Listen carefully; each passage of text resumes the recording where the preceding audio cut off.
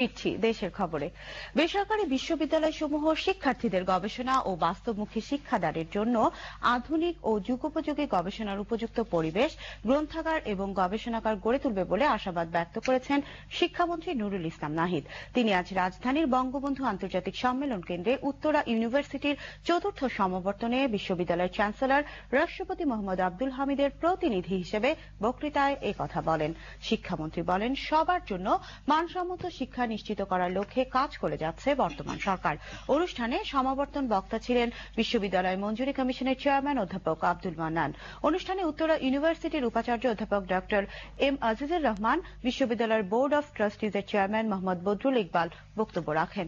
সমাবর্তনে ৩,০০০ নতুন স্নাতকধারী শিক্ষার্থীকে সনদ প্রদান করেন শিক্ষামন্ত্রী। অনুষ্ঠানে কৃতিত্বপূর্ণ ফলাফল অর্জনকারী স্নাতকদের মধ্যে স্বর্ণপদক প্রদান করেন তিনি। বাংলাদেশ ছাত্রলীগের ৬৮তম প্রতিষ্ঠা